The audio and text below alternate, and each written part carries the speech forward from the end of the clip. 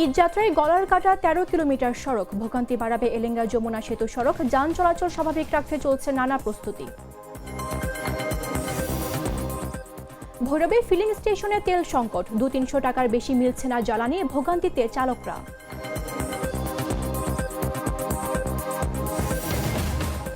দশ মিনিট পর ফোন দেওয়ার কথা থাকলেও আর আসেনি ফোন। সৌদি আরবে মিসাইল হামলায় হারিয়েছে প্রাণ, কিশোরগঞ্জের বাড়িতে শোকের মাতম।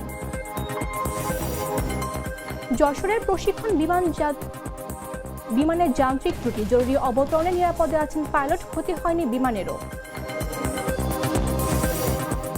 এবং সাত সকালে রাজশাহীর বাঘায় সিএনজি ভটভটির মুখোমুখি সংঘর্ষ, নিহত ৩ জন, দুর্ঘটনা কবলিত যান দুটি জব্দ।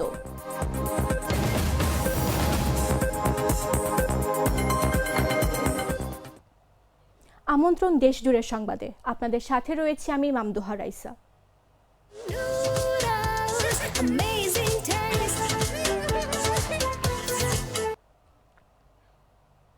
ঈদ এলেই ঘরমুখো মানুষের ঢল নামে মহাসড়কে, আর তখনই সবচেয়ে বেশি চাপ পড়ে ঢাকা টাঙ্গাইল যমুনা সেতু মহাসড়কে।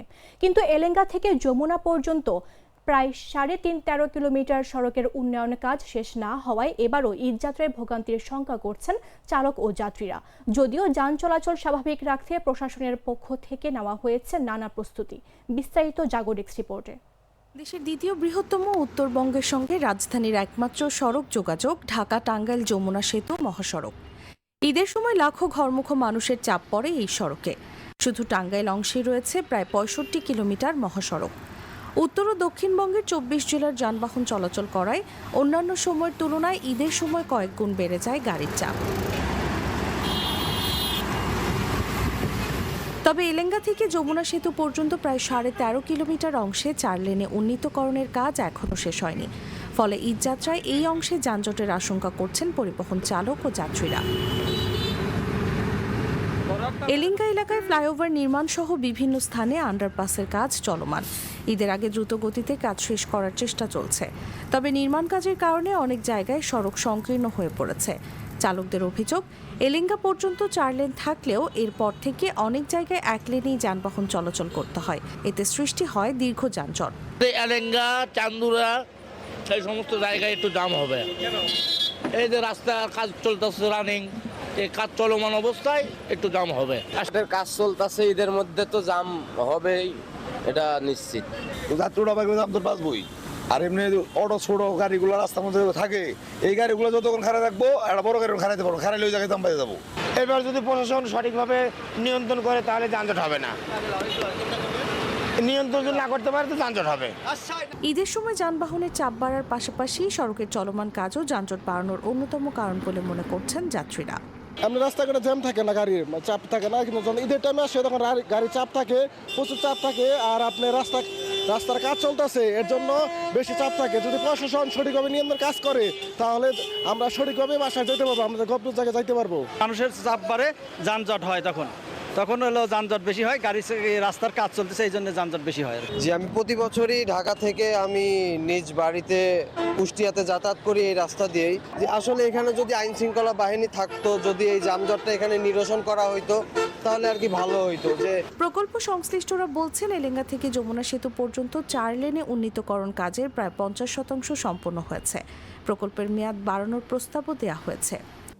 আমাদের এই প্রকল্পে এখন পর্যন্ত যতগুলো কাজ আছে তার মধ্যে অলমোস্ট 50% কাজ সম্পন্ন হয়েছে।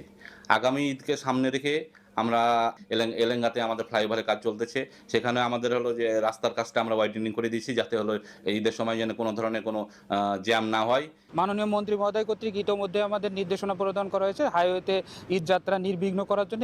এই ক্ষেত্রে আমাদের সেতুর দুই পাশে 9টি করে বুথ চালু আছে এবং এর ভিতরে দুই পাশে 2টি করে বুথ স্পেশালি মোটরসাইকেলের জন্য থাকবে।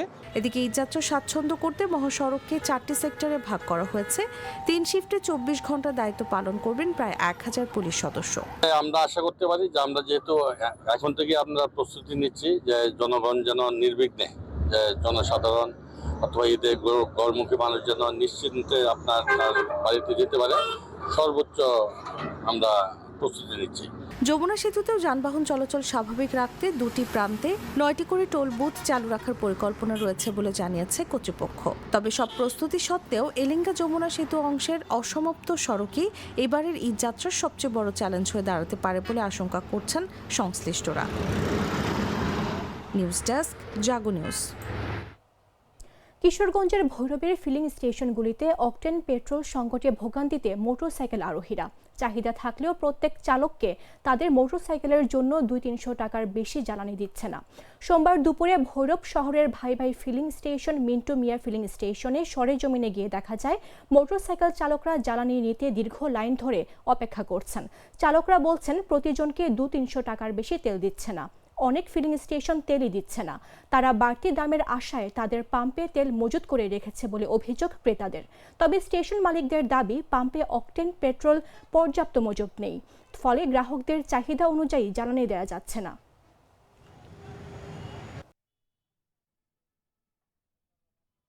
বলছে তেল নাকি নাই, একটু 10টার পরে বলা যাবে তেল দেওয়া যাওয়ার কথা। এখন 10টার পরে আসছি, এখন দেখা যায় মোটরসাইকেলের লাইন লাগানো, তেল এখন বলতেছে মনে হইতেছে সিরিয়ালে দাঁড়ানোর জন্য বলছে তেল দিবে, এই আর কি। কারণ এর ভিতরে কখন তেল দিল আর কখন এত তাড়াতাড়ি হয়ে গেল বুঝতে পারলাম না। এই যে পেট্রোল অকটেন আমাদের কাছে যা সীমিত ছিল, আমরা সরকারি প্রতিষ্ঠানে কিছু দিতেছি, আর এই মোটরসাইকেলটা আমরা মনে করেন যে 200-300 টাকা দিতেছি। আমাদের কাছে কোনো পেট্রোল অকটেন নাই। আমরা বৈরব ডিপো থেকে এই প্রতিদিন আমাদেরকে হাফ গাড়ি করে ডিজেল দিতেছে। ডিজেল আমরা 20 টাকা করে প্রতি গাড়ি দিতেছি। এমত অবস্থায় আমাদের এখন পেট্রোল আর অকটেনের সংকট।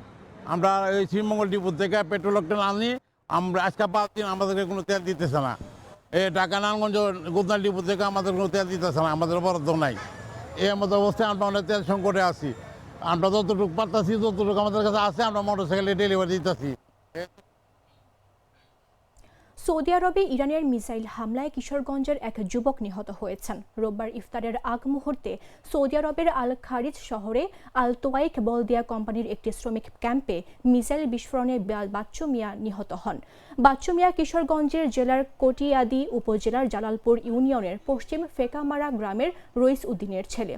তিনি সৌদি আরব শাখা জামায়াতে ইসলামীর একজন কর্মী হিসেবে পরিচিত ছিলেন।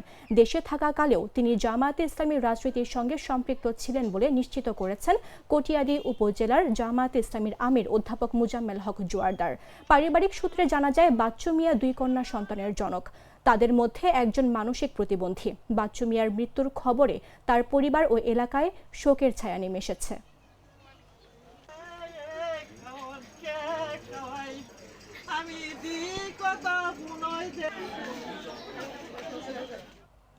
যশোরে যান্ত্রিক ত্রুটির কারণে বাংলাদেশ বিমান বাহিনীর একটি প্রশিক্ষণ বিমান রানওয়েতে জরুরি অবতরণ করেছে, তবে পাইলট নিরাপদে আছেন। সোমবার দুপুর 12:46 আন্তঃবাহিনী জনসংযোগ পরিদপ্তরের সংবাদ বিজ্ঞপ্তিতে এ তথ্য জানা যায়। আইএসপিআর জানায়, যশোরে যান্ত্রিক ত্রুটির কারণে বাংলাদেশ বিমান বাহিনীর একটি প্রশিক্ষণ বিমান রানওয়েতে জরুরি অবতরণ করেছে।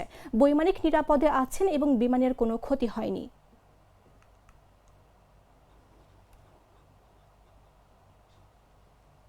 চকলেটে একাকার হয়ে ওঠা প্রাণ লেয়ার সম্পর্কের মিষ্টি ম্যাজিক। রাজশাহীর বাঘায় সিএনজি চালিত অটোরিকশা ও ভটভটির মুখোমুখি সংঘর্ষে 3 জন নিহত হয়েছেন। এ সময় আহত হয়েছেন আরও 2 জন। সোমবার সকাল 7টার দিকে বাঘা লালপুর সড়কের চণ্ডীপুর এলাকায় এই দুর্ঘটনা ঘটে।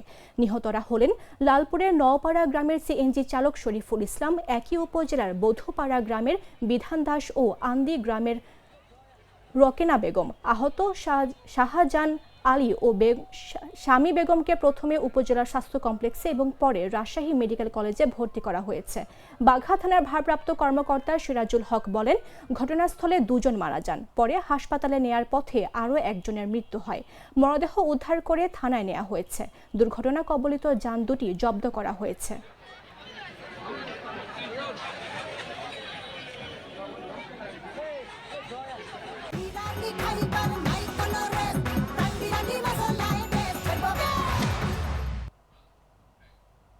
চাঁদপুরে মার্চ এপ্রিল মাস জুড়ে জাটকা নিধন ও বিক্রি নিষিদ্ধ থাকলেও মেঘনা নদী তীরবর্তী বিভিন্ন এলাকায় বিক্রি করা হচ্ছে জাটকা। বিশেষ করে চাঁদপুর সদর উপজেলার হানারচর ইউনিয়নের আখনের হাটে প্রকাশ্যে জাটকা বিক্রি হতে দেখা গেছে। সোমবার সকালে সদর উপজেলার ১৩ নম্বর হানারচর ইউনিয়নের ৯ নম্বর ওয়ার্ডের মেঘনা পাড়ের আখনের হাটে সরেজমিনে গিয়ে দেখা যায় হাঁকডাক দিয়ে জাটকা বিক্রি করছেন একাধিক ব্যবসায়ী। ক্রেতারাও আগ্রহ নিয়ে এসব মাছ কিনতে ভিড় করছেন। অথচ সরকারি নিষেধাজ্ঞা অনুযায়ী এ সময়ে জাটকা ধরা, পরিবহন, বিক্রি ও মজুত সম্পূর্ণ নিষিদ্ধ। স্থানীয়দের অভিযোগ, কিছু অসাধু জেলে গভীর রাতে মেঘনা নদীতে জাল ফেলে জাটকা আহরণ করছেন। পরে ভোর থেকে সকাল পর্যন্ত সেগুলো স্থানীয় হাটে এনে প্রকাশ্যে বিক্রি করা হচ্ছে। এতে করে সরকারের জাটকা সংরক্ষণ কর্মসূচি ব্যাহত হওয়ার পাশাপাশি ভবিষ্যতে ইলিশ উৎপাদন হুমকির মুখে পড়তে পারে। হরিণা পুলিশ ফাঁড়ির ইনচার্জ মোহাম্মদ বোরহান বলেন, মৎস্য অফিসকে জানানো হয়েছে, তারা এলে অভিযান চালানো হবে।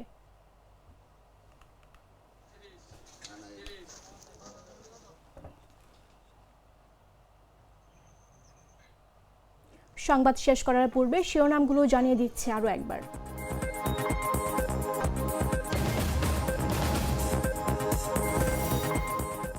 ঈদযাত্রায় গলার কাটা ১৩ কিলোমিটার সড়ক। ভোগান্তি বাড়াবে এলেঙ্গা যমুনা সেতু সড়ক, যান চলাচল স্বাভাবিক রাখতে চলছে নানা প্রস্তুতি। ভৈরবের ফিলিং স্টেশনে তেল সংকট, ২-৩০০ টাকার বেশি মিলছে না জ্বালানি, ভোগান্তিতে চালকরা।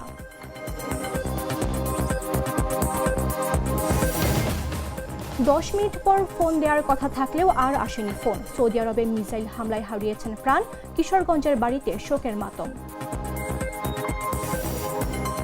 যশোরের প্রশিক্ষণ বিমানের যান্ত্রিক ত্রুটি, জরুরি অবতরণ, নিরাপদে আছেন পাইলট, ক্ষতি হয়নি বিমানেরও।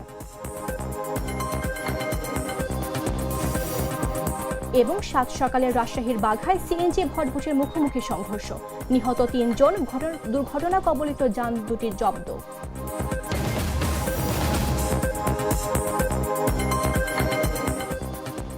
দর্শক, এই ছিল এখনকার মতো। প্রতি মুহূর্তের সর্বশেষ খবর জানতে ভিজিট করুন jagonews24.com। ফলো করুন আমাদের ভেরিফাইড ফেসবুক পেজ এবং সাবস্ক্রাইব করুন জাগো নিউজের ইউটিউব চ্যানেল। ধন্যবাদ সবাইকে।